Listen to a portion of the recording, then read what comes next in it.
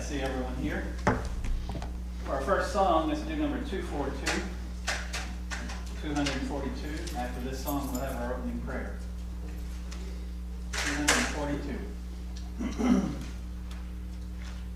We read of a place that's called heaven. It's made for the pure and the free. These truths in God's word He has given.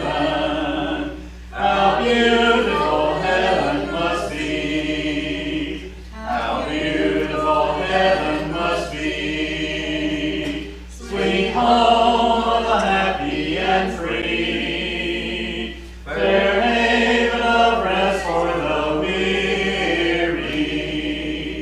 How beautiful heaven must be. In heaven no drooping nor pining, no wishing for elsewhere to be. God's light is forever there shining. How beautiful heaven must be. How beautiful heaven must be. Sweet home of the happy and free. Fair haven of rest for the weary. How beautiful heaven must be. Pure waters of life there are flowing, and all who will drink may be free. Rare jewels of splendor are growing. How beautiful heaven must be. How beautiful heaven must be. Sweet home of the happy and free. Fair haven of rest for the weary. How beautiful heaven must be. Is that our prayer?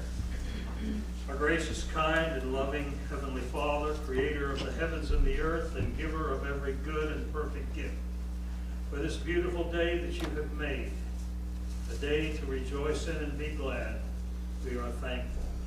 And dear Heavenly Father, of course, we come to you thanking you for the greatest blessing and the most undeserved blessing, and that was sending your Son, Jesus Christ, to go through all manner of problems, difficulties, and torture, and die on the cross so that we might have that precious blood that cleanses us from sin. Dear Heavenly Father, we do ask you to be with us as we go through this service. May we open our minds, may we learn from the teachings of your word, and not only learn from them, but apply them. In Jesus' name and amen. Okay, next song, let's do number 238. 238.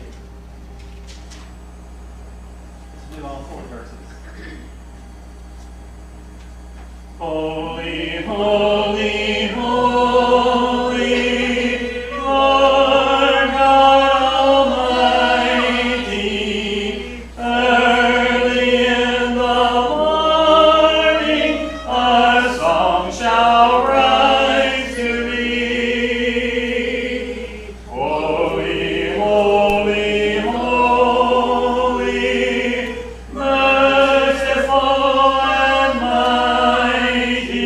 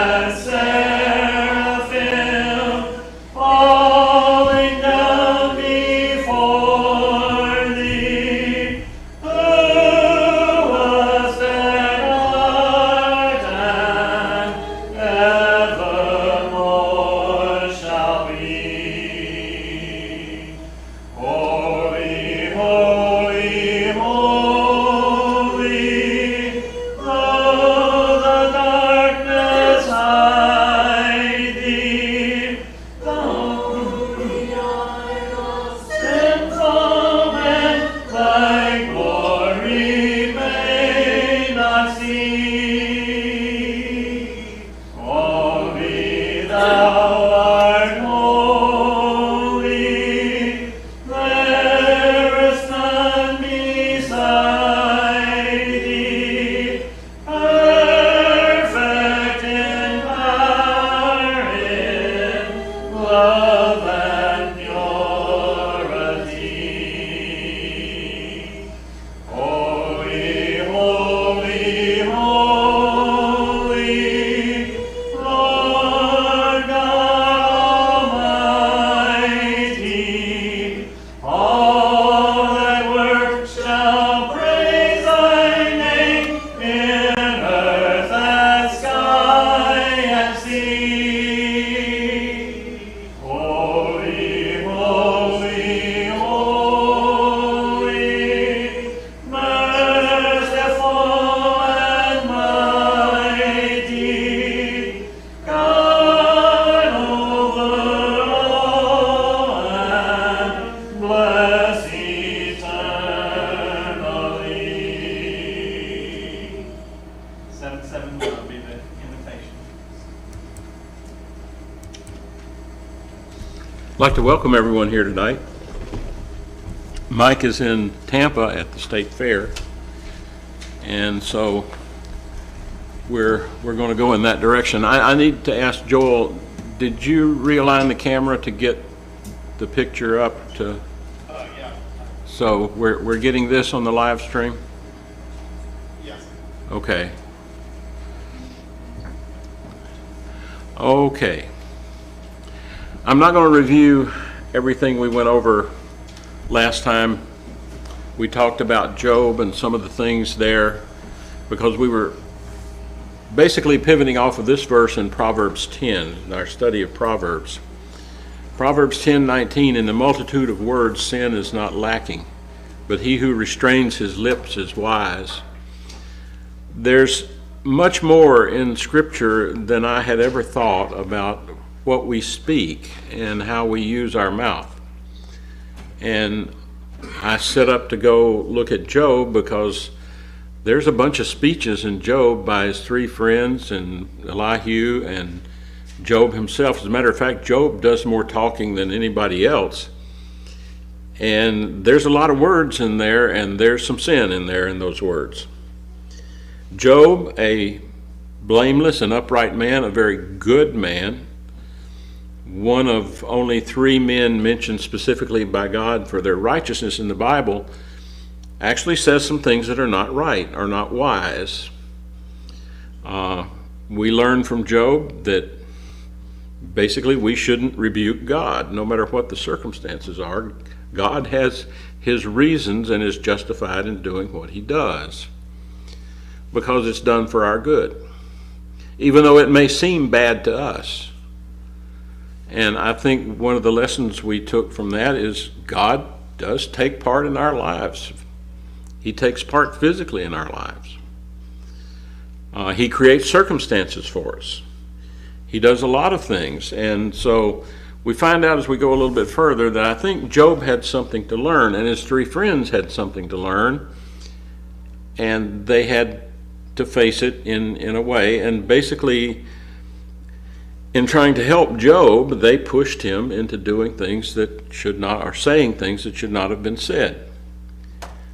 It was evident when we looked through it that Job, in fact, agreed with his friends, I believe, with the premise that if you were righteous and did God's will, bad things didn't happen to you. I think we realize that's not what happens.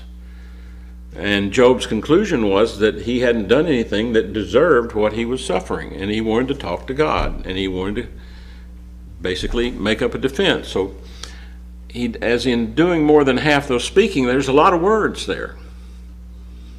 And Job at the end, and we talked about this in review, Job at the end says, I talked about things I didn't know, I didn't understand, which is another big lesson to us about what we should say and do. We shouldn't be talking about things that we don't have good knowledge of.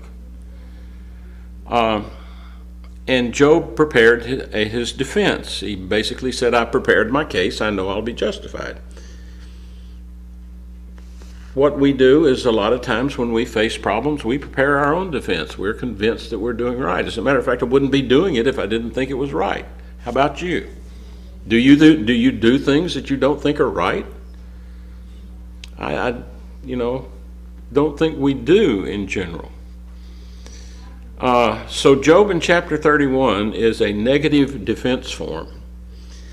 And I wanted to look at chapter 31 before we get to Proverbs 31, because Proverbs 31 we've called the worthy woman. We could also call Job chapter 31, and some have in their writings called Job 31 the worthy man, made from a negative defense. And I think we can learn some of the things that we should be from Job's defense of what he says. And we also learn, I think, a lot about why Job thought he didn't deserve what was happening to him.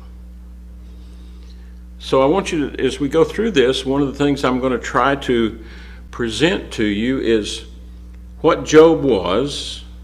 In other words, he tells us what he is. He tells us what kind of man he is, and then he talks about, is that worthy of judgment or not? And that's where I get in my view, you may disagree with me if you want, in my view, that Job actually felt he didn't deserve what was happening to him. And that isn't a big reason, one of the things that drove him to say what he did. And in one verse, he actually said, know this, that God has wronged me. I don't think God took that very well. And if I had to make a judgment, and again, in my view, take a look at what God said. He who rebukes God, let him answer. And I'm going to ask you, do you think it's a sin to rebuke God? What's that? I do. Anybody else? What's the definition of rebuke? It means to correct. You can't correct God. So rebuking God is what? A sin. If you correct God, you say, God, you're doing something wrong, this is not right, is that a sin? Isn't that what Satan did? Some of the angels come pretty close in talking about Satan, I think, indicating that. I don't think there's any record I've found in Scripture of where Satan himself is rebuking God. But it seems to me that what God said about Job indicates that, he said this last time, would you annul my judgment so that you might be justified? I don't think God was pleased with Job saying that God had wronged him. I think this is a good example and lesson for us. None of us are hit with this big of calamities in our lives, and so it tells us that we need to keep our tongue bridled because we're not hit with this. And that's one of the points I'm trying to make from this. But then I'm going to go, now tonight I want to go into Job 31, and let's look at what Job says is the reasons why he didn't think that he deserved what was going on. So let's take a look at Job chapter 31. And we've been over this, but I've got some new material in here I want to take a look at. Job chapter 31, verse 1, I have made a covenant with my eyes. Why then should I look upon a young woman? Now he says more, but basically that's the primary thing I want to look at in these 4 verses. We'll treat the other verses a little later. Also, I'm going to jump down to Job 31 and verse 7. He says, if my step has turned away from the way, in other words, if he's walked out of the way of God, he says, if that has happened, or my heart walked after my eyes. What do you think that means? My heart walked after my eyes. Any thoughts? Your heart. Well, what happens? Would that be lust? What? Lust? Yeah, I think that's if you see something that you want to do that's not right, then your eyes are leading you astray. Yes. Or if you see something you want and you go about getting it in the wrong way. What's that? I think that's kind of what Job is talking about here. And so as we go on, I wanted to take a look at this. I was reading some of the sources, and this source, the guy says, this guy is some kind of Hebrew scholar. I'm not, so I'm just going to put this out for you to consider. Bullinger says that the Hebrew does not literally say that Job made a covenant with his eyes. Not made with. The covenant here was made with God against his eyes, which are regarded as an enemy likely to lead him astray. Now that kind of goes back to what we said. If you see something here that you want and you go about it getting it in the wrong way, what has your eyes done? Well, they've led you astray in going to get something that you didn't do the right way. And I think he says that in the Hebrew. Now, if you want to go back and look at the interlinears, and I did, I can't really justify this by looking. What he's saying is the same thing I see what the verse. Okay, well, if you take a look at this again, it's the same thing these two verses say. Your eyes can lead you astray. Yeah. Okay? He's made a covenant with his eyes to not lead him astray. And all he's saying, and the interlinear might support this depending on how you look at it, the covenant was with God. The covenant was with God. I'm making a covenant with God that I won't let my eyes lead me astray. That's one of the interpretations of this. I'm going to make a covenant with God to the degree that I will not let my eyes lead me astray. And I think that fits with this verse. So I would agree that that's the basic meaning of that. And I think this is the reason why. Jesus said this in verse 28. But I say to you that whoever looks at a woman to lust for her has already committed adultery with his heart. If your right eye causes you to sin, pluck it out and cast it away from you. For it is more profitable for you that one of your members perish than for your whole body to be cast into hell. Now, did he really mean for you to literally pull your eye out of the socket? No. No, but what's the point? The point's the same. Tell your eye not to do that. Well, don't let your eyes lead you somewhere that you shouldn't go. Your eyes can be your enemy, and I think that's what Job is saying. Job is saying, I made a covenant with God that my eyes would not lead me astray. And I think that's a pretty good interpretation of Job 31:1 and Job 31:7. And this is how Jesus said the same thing. This is the same thing in different words. Any thoughts? Any of you guys, speak up, folks. This is a free, open class. If I'm messing up here, tell me. Because if you got a different take on this, I want to know. But I think this is what it's saying. And it helps me also understand this verse that Jesus said. Job said, okay, I'm going to make a covenant with my eyes. Really, I'm going to make a covenant with God. What's Jesus talking about here? He's talking about walking in the way that God wants you to walk. That's within the new covenant. So let's take a look at this. I think that's what he's saying, and we take a look at. I'm going to go on to the other verses because I think these are important in that they reflect the consequences of Job's thoughts relative to that. He says, "For what is the allotment from God from above, and the inheritance of the Almighty from on high?" In other words, my view of this was, what's God telling us? What's God telling you need to do? What's His way that you need to follow? Is it not destruction for the wicked and disaster for the workers of iniquity? Does He not see my ways and count all my steps? What do you get out of those two verses? Something I think we don't often think about, and I know it's my failing as well. I don't often think about when I'm doing something sometimes. I get caught up in doing whatever that is, and I don't stop and think God is watching me. Is God watching you every minute of the day? You think so? I think so. I think he is He too. knows everything that's going on everywhere. Yeah, but do we think about that? Do we think about that every time we do something? I do. You sure? That's you good man. You don't think about it unless you're doing something wrong.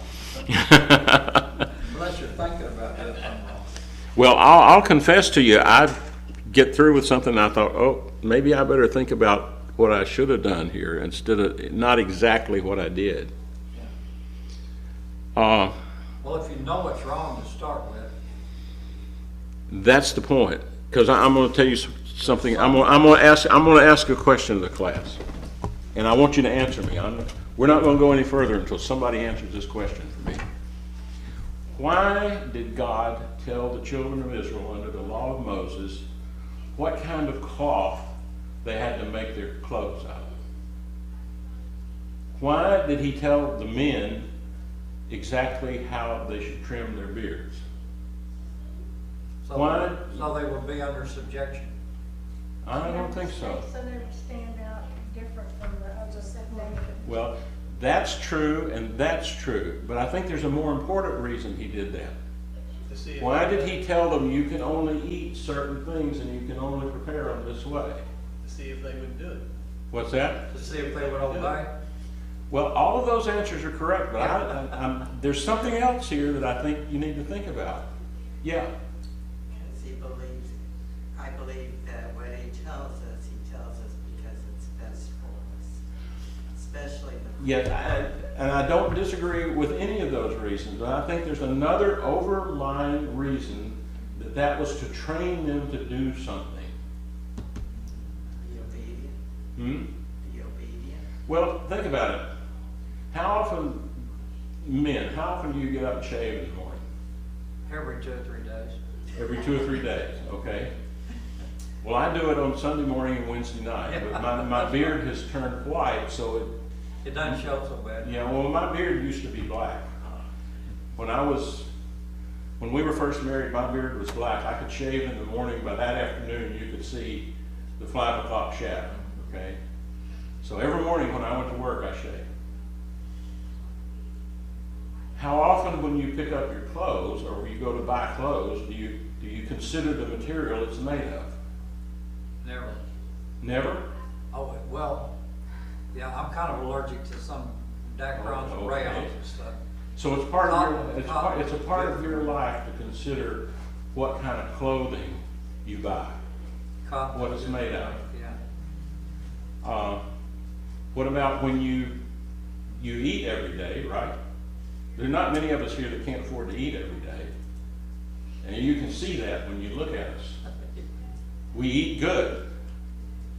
So what was that law doing every day of their life, in every moment and every decision that they made? Keeping them in subjection. Testing Well, them? okay, Not a good. Was it testing them?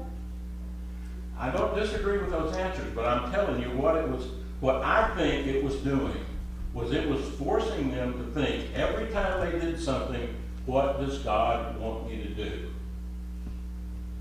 Stop and think about that for a minute. Why did that law invade every aspect of their lives?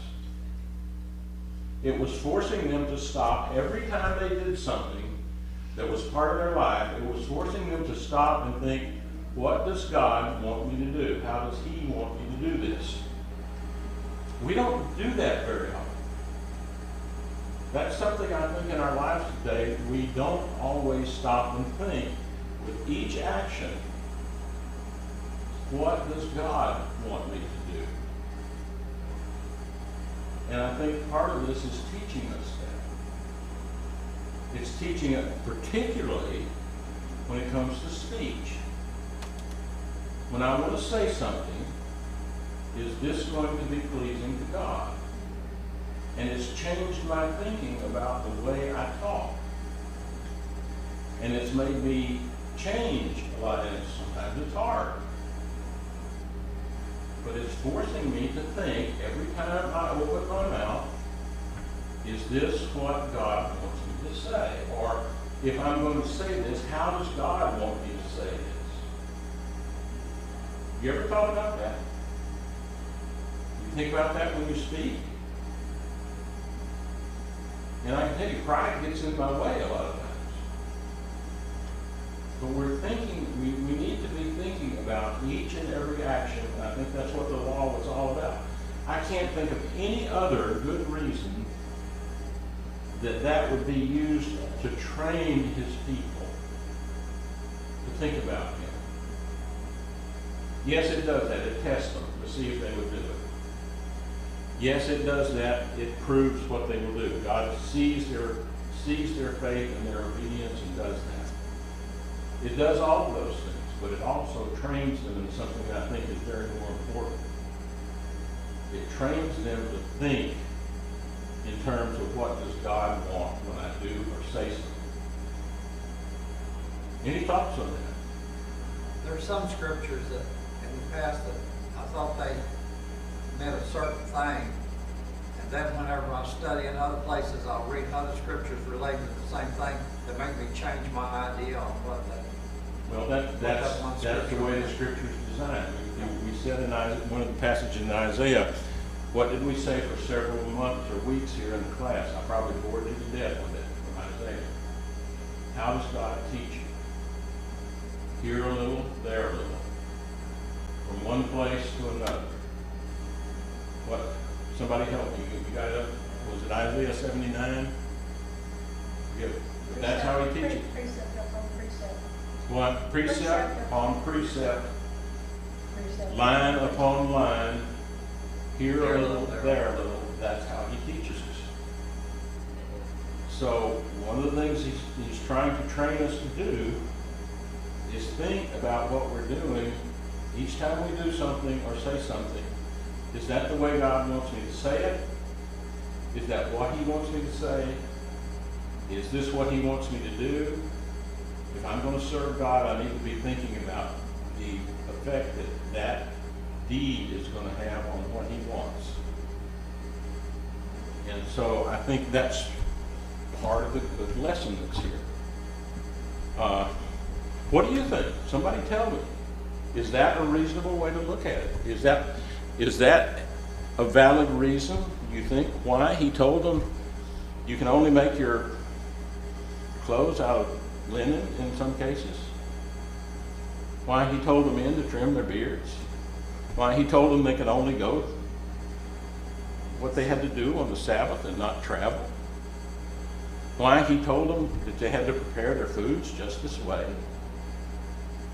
Stop and think about it for a minute. Why go to that kind of detail?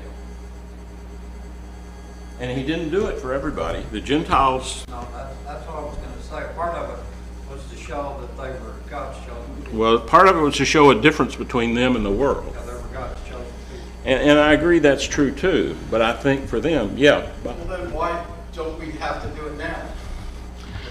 Because it's a different law. That Yes, it's a different law. That's a different law, but that... Why do you think he changed? Because he's not worried about us thinking about him so much, or what? The Jews and Greeks all the same thing. Because that law was supposed to teach us to do that, and once we learn to do that, that's fine. That was a physical thing, and now we obey God. Well, also, what happened? They couldn't keep that law. They couldn't keep that law. It was to teach them they needed to think about God, but what happened? They didn't do it.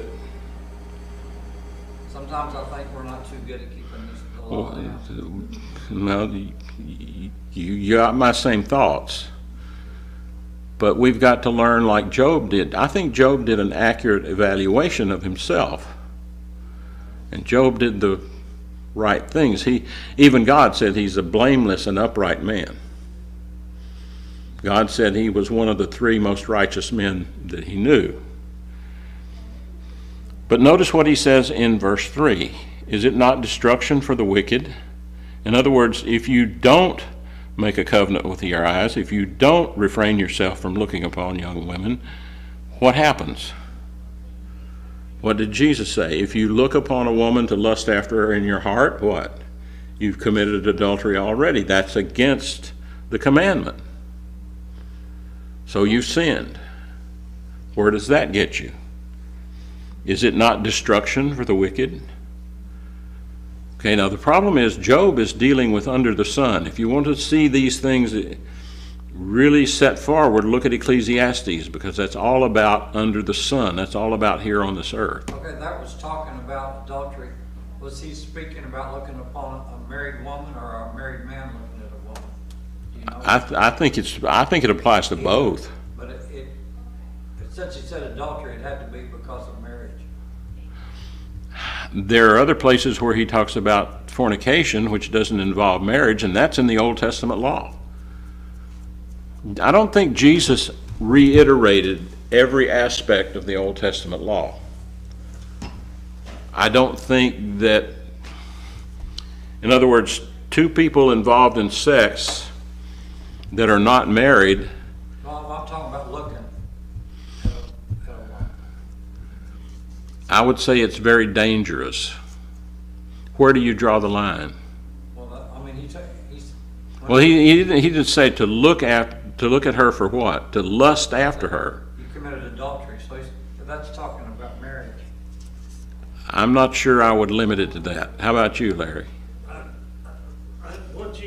What I believe Jesus was talking about is cultivating.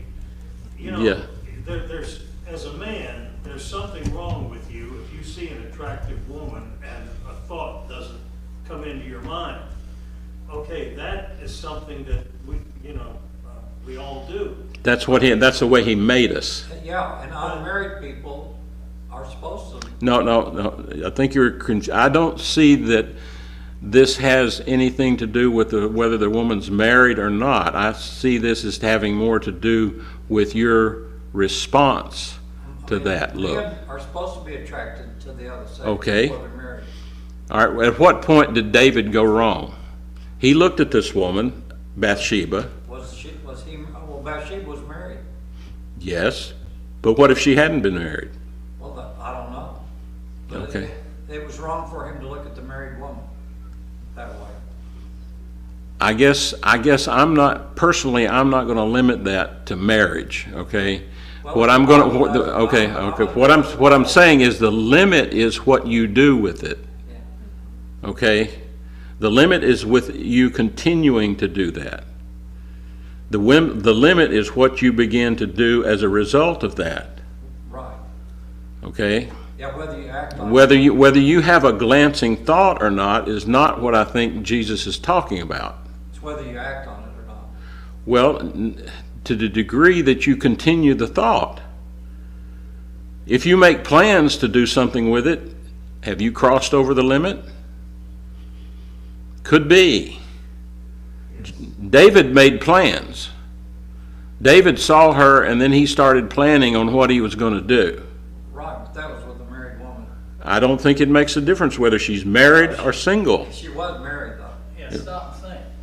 You're saying David looked at a woman and he committed sin because she was married. Exactly. Okay, let's say the woman's not married. David sees her, he wants her, I'm gonna take her. Yeah, Not married. I want to be That with makes it her. I all want right, to is marry that what her. you're saying? I want to marry her. I like her. I want to marry That's her. different. I think she's beautiful. I like her. I want to marry her. Okay, what are you planning to do then? You're planning to court her? I don't think there's anything wrong with that. You're saying David was allowed to take her before marriage and be sinless because she was not married. No, I didn't say that he was allowed to have sex with her. No, that's not what Well, I said. that's what happened. Well, the whole looking at her was that the married woman was wrong to start with, and then being with her was wrong. You can look at an unmarried woman and have lust in your heart. Can you not? My point is, I don't think whether she's married or single has anything to do with the point Jesus is making. What I'm saying is the degree that you look at her and the planning you start to do and what you're thinking about doing with her is where the problem lies. Okay? That's my point. Well, God put a built-in attraction for the opposite sex. Well, yes, I don't disagree with that. And I don't disagree that a passing glance. I had a preacher once say, if a man takes a second look, he's sinned. Okay? I don't necessarily think that's true. Okay? I might take that second look because I thought she was somebody that I'd met somewhere else. I thought. Well, I don't think that's what he meant by second look, though. Okay, if you think he's taking a second look to satisfy a sexual desire, I still think that depends on the man.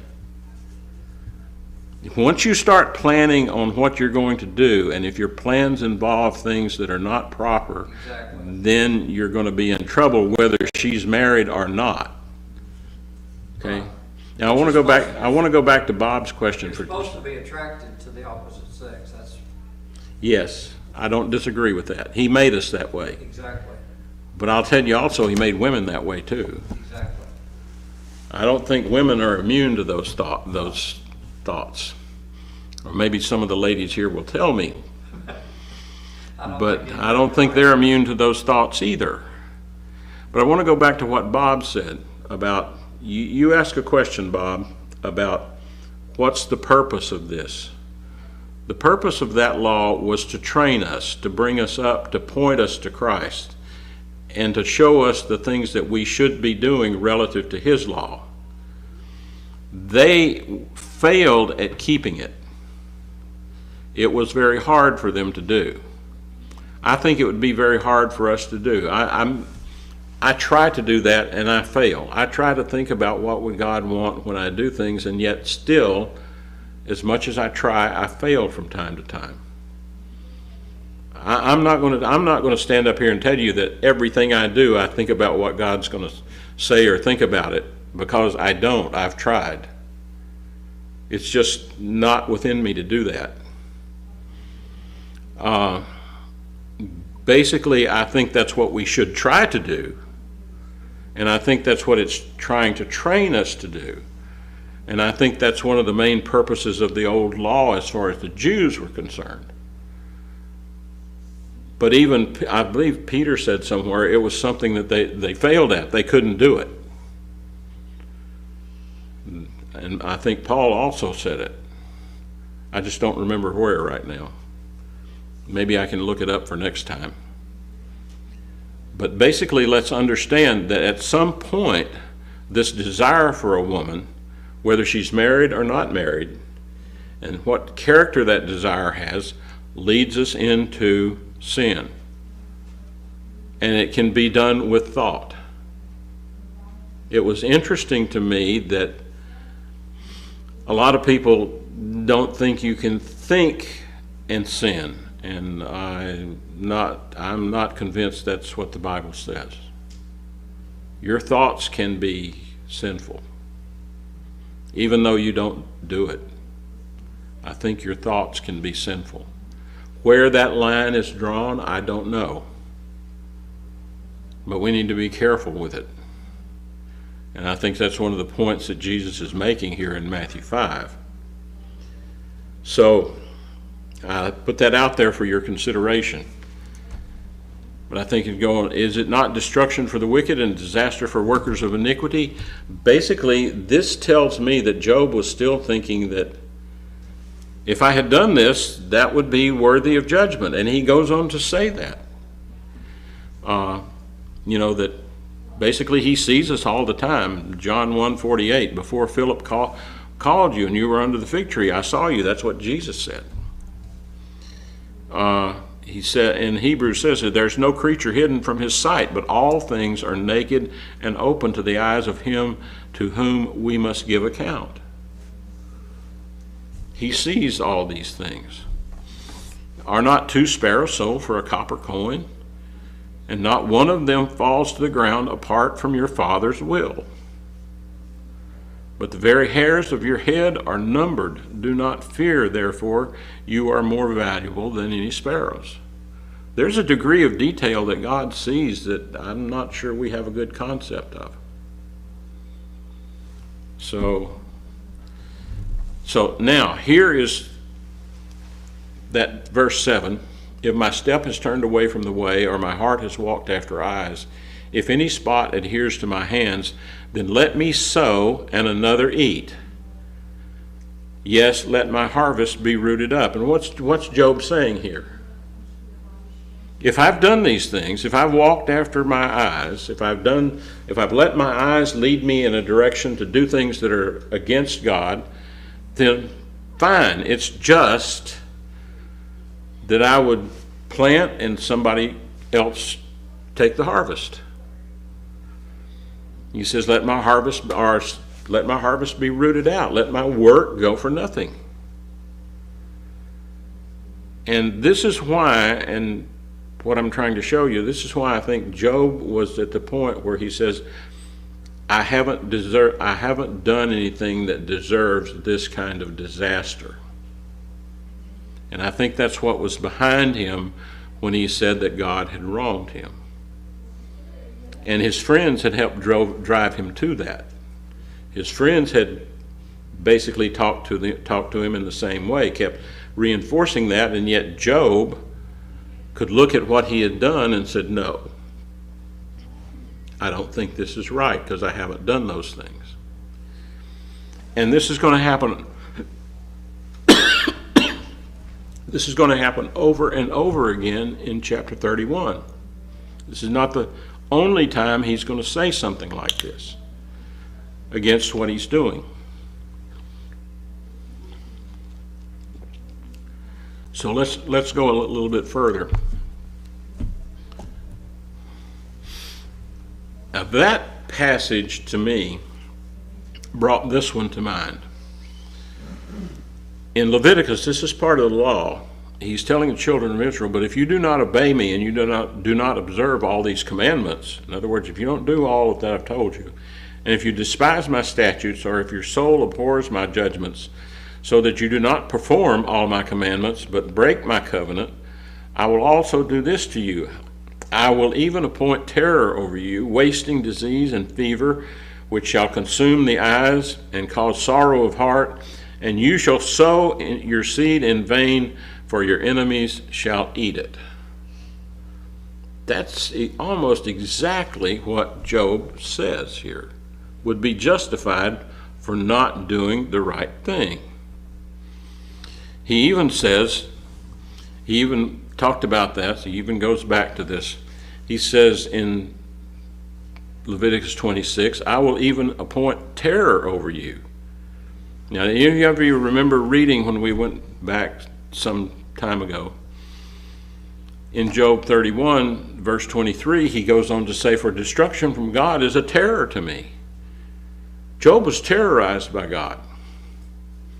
I don't blame him. And because of his magnificence, I cannot endure.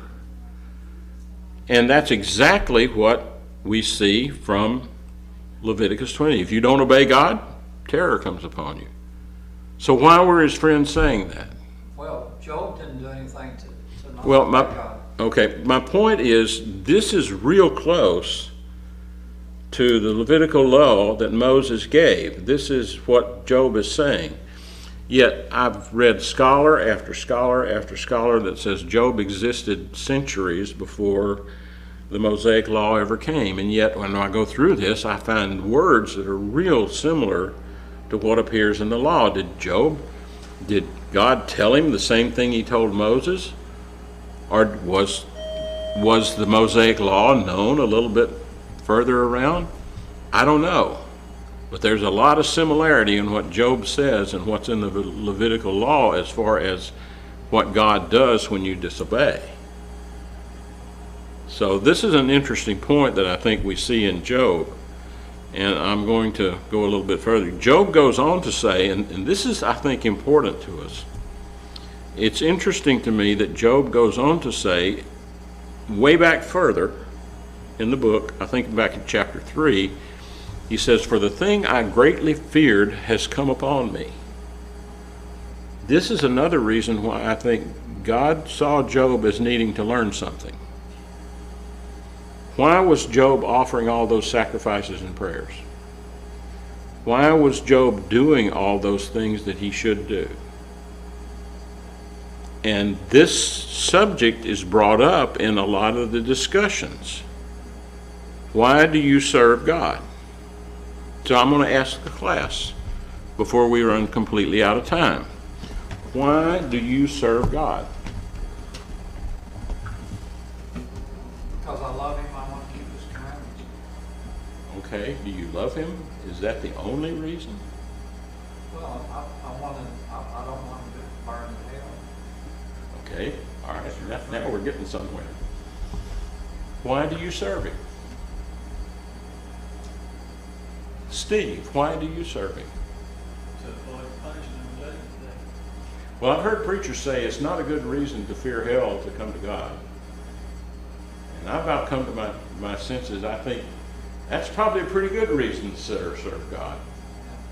But a good reason to serve God also is because you want to do what he said. Okay, well, there's something else that happens here. Or at least I think there's something else that happens here. Larry, do you love your wife the same way today that you did when you first married her, the day after your wedding? No. You love her a different way, don't you? Yes. A much deeper way and a much more attached way because you've been together for many years. Yes. I can tell Sharon the same thing. I had eyes for her. I'll show you a picture. She was a looker when we first married. I had eyes for her. What's the matter back there? You're tap dancing through a minefield. A minefield, I know that, but I also trust her. And so my love is different from her these days than it was when we first met. I wanted her when we first married. I cannot live without her today. There's a difference. And what I've seen in marriages that last a long time, unless that characteristic of that love changes during that marriage, it will not last. Is that a fair statement? I think so. Because it changes during that period to a point where it's different. It's based on something different. And that's, I think, is the way God works with us. We may come to him because we fear him. But as we become more familiar with what he wants of us and what he does for us, what happens? You can come to love him. You can come to love him.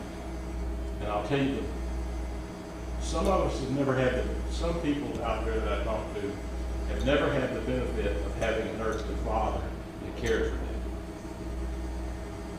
I can tell you the love of God needs to be moving.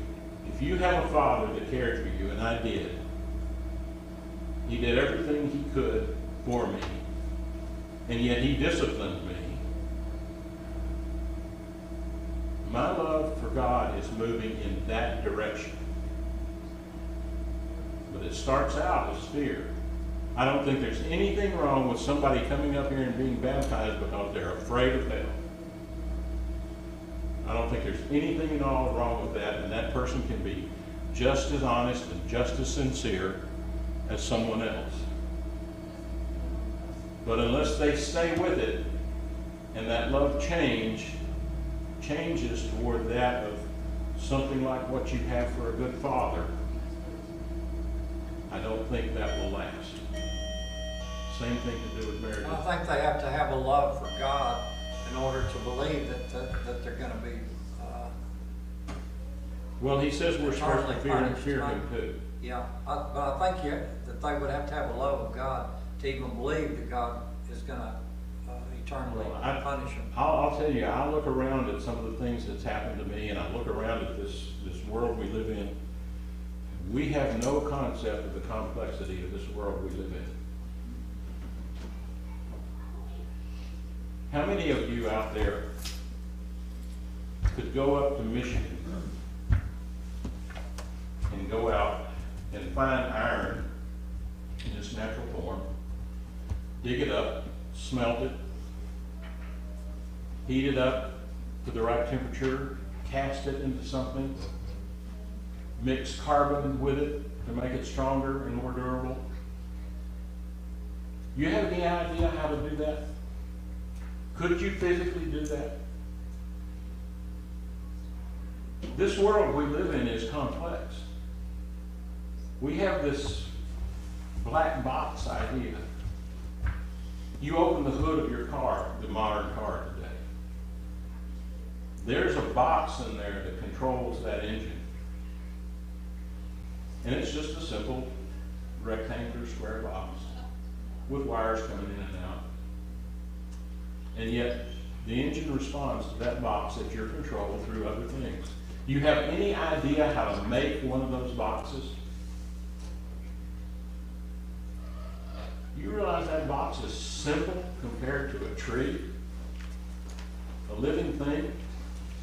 When you start reading about what the biologists look at, what's happening inside that plant, that tree, that doesn't even move around or have a mind, now transfer that to yourself.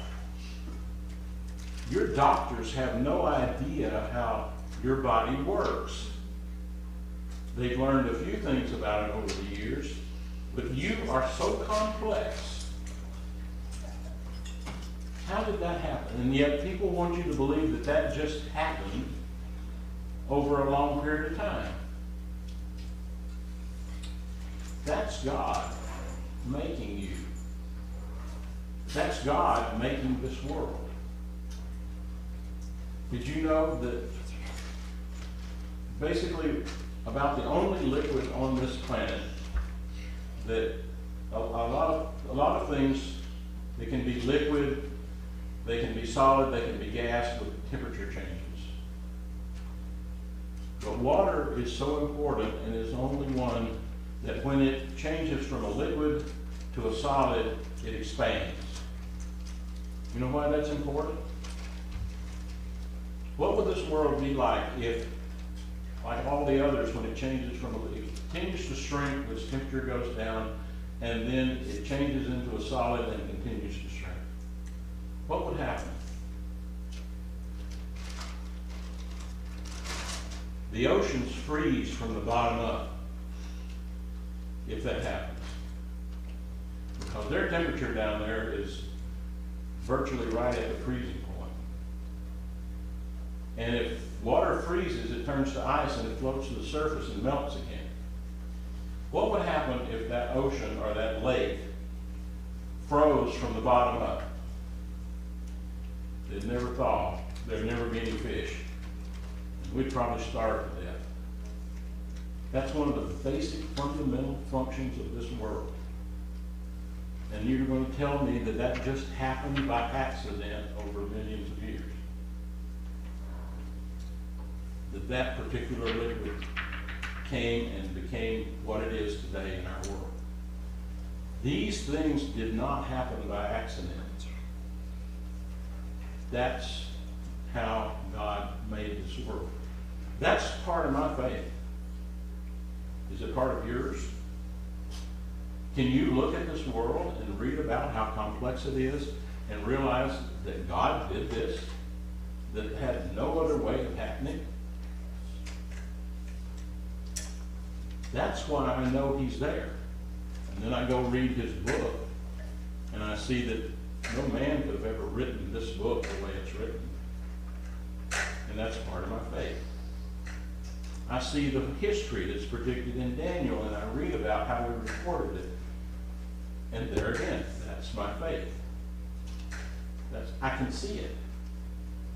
I can read it. I can understand a minuscule part of it. Okay? We did a little experiment about what you feel the other day with water. Now, I know you don't believe it. But what we don't feel temperature, we feel transfer of energy. If it's being transferred to us, it's on the warm side, it'll feel warm. If it's being transferred away from us, it'll be on the cold side, no matter what the absolute temperature is. It's a relative change between you and what you're feeling.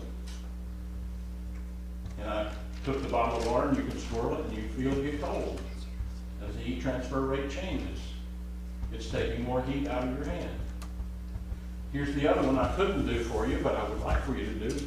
Go take a bucket of ice water, put ice in it. Put your hand down in that ice water. Leave it there for 5 or 6 minutes. Maybe 10, if you can stand it. It doesn't sound like any fun to me. It's not going to be fun, but it's going to teach you something. And I'll tell you, I've done this before, because the first snow we ever had in Arkansas when I was a kid, and I went out, I wanted to build a snowman. I didn't have any gloves, and I wrapped it all up and came back in, and my hands were freezing. So I thought, I'll warm my hands up. I'm going to go turn the hot water on the faucet, and I'm going to stick my hands under there. I scalded, felt like I was going to scald in my hands. I turned the hot water off and the cold water on, and stuck my hands under it, and it still felt hot. It was still felt so hot I couldn't keep my hand in that, because the heat transfer was from that cold water to my even colder hand. My hand can't tell absolute temperature because it changes temperature. My hand had gotten almost down, probably down to a temperature below that of the water, cold water coming out of the tap. And it felt hot. I would have sworn that water was almost boiling. It felt so hot. You don't feel temperature. You feel temperature difference between your hand and whatever you're touching, which amounts to the transfer of energy. And it's different relationships between, if it's radiation from a radiant heat or electric heater to some other, it's a temperature to the 4th power. If it's basically some other temperature, it has a lot of other terms in the mathematical equation. You do not feel absolute temperature. It all depends on which way the flow is. And so, here we go. That's, to me, is a reason for faith. That didn't just happen, because that has benefits for us and all these things. I'm out of time, sorry. We'll come back to here. Tell me if I'm going off track here, but I want everybody to understand there's similarities between what Job says in the Old Testament law and what he claims. So let's look at those. Steve has a song of invitation for us tonight. We offer, as a matter of custom, tradition, an opportunity for anyone to come to God in whatever way you need to come to him. If you'd come forward while we stand and sing. Will you come with your heart, broken heart, burden and sin oppressed, lay it down at the feet of your Savior and Lord. Jesus will give you rest. Oh, happy rest, sweet happy rest. Jesus will give you rest. Oh, why won't you come in simple trusting faith? Jesus will give you rest. Will you come? Will you come? There is mercy for you. Come for your aching breast. Only come as you are and believe on his name. Jesus will give you rest. Oh, happy rest, sweet happy rest. Jesus will give you rest. Oh, why won't you come in simple trusting faith? Jesus will give you rest. Will you come? Will you come? How he pleads with you now. Fly to his loving breast. And whatever your sin or your sorrow may be, Jesus will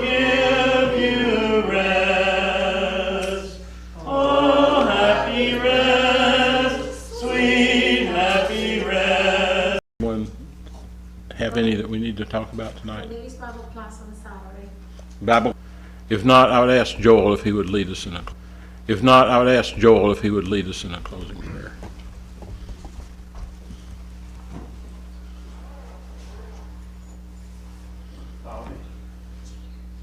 Our Heavenly Father, as we depart from this place, we ask that you will keep us in your protection, watch over us, help us to look around and see those who are missing. Father, help us to encourage one another. We ask that you be with those who are traveling at this time as well. This is our prayer in your Son's holy name. Amen. And Bob will find out if I got through the minefield when we get home. I might have messed you up. That's what I wanted to. My wife can deal with it tomorrow when she travels.